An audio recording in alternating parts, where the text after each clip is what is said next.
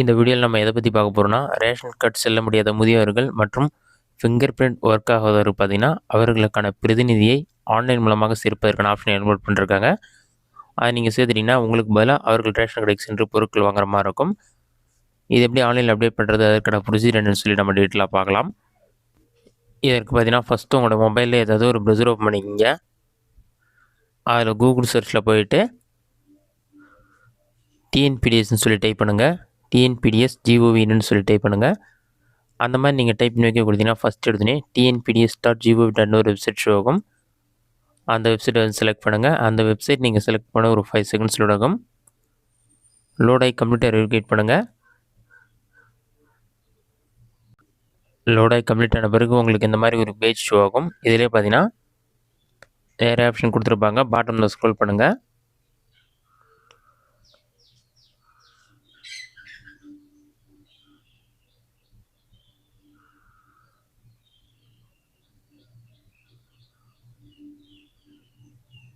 இதில் கடைசியாக ஸ்க்ரோல் பண்ணிங்கன்னா பிரதிநிதின்னு ஒரு ஆப்ஷன் இருக்கும்.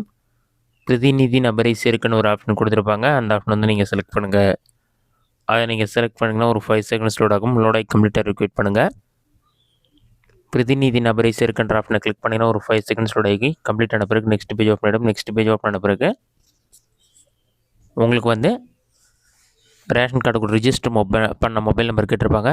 Ration card register mobile number enter பண்ணி கேப்சர் இருக்கும், அதை என்டர் பண்ணி பதிவு செய்ய கொடுத்தீங்கன்னா அந்த மொபைல் நம்பருக்கு ஓடிபி வரும். அந்த ஓடிபி நம்பரை என்டர் பண்ணி சமர்ப்பி கொடுத்தீங்கன்னா நெக்ஸ்ட் பேஜ் வந்து உங்களுக்கு இந்த மாதிரி தான் ஷோ ஆகும். இதிலே பார்த்தீங்கன்னா பிரதிநிதி விவரங்கள் கேட்டிருப்பாங்க. நீங்கள் வந்து யாரை உங்களுடைய பிரதிநிதியாக சேர்க்க போகிறீங்களோ ஃபஸ்ட்டு அவங்களுடைய பேர் இங்கிலீஷில் என்டர் பண்ணணும், அடுத்ததாக தமிழில் என்டர் பண்ணணும்.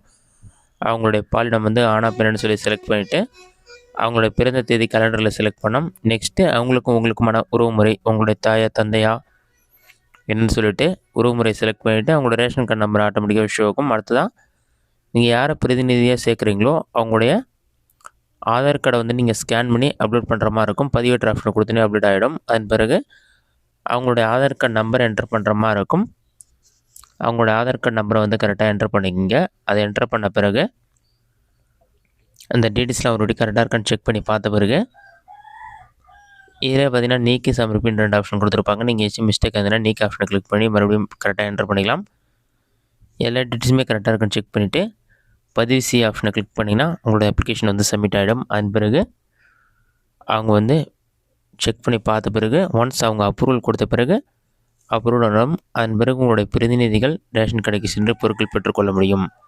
இதுதான் தற்போது வெப்சைட்டில் கொடுத்துருக்க புதிய அப்டேட். இந்த வீடியோ உங்களுக்கு ஸ்ட்ராங் பண்ணுறேன். இந்த வீடியோ பிடிச்சிருந்த லைக் பண்ணுங்கள். வரைச்சிட்டு கமெண்ட் பாக்ஸில் கமெண்ட் பண்ணுங்கள்.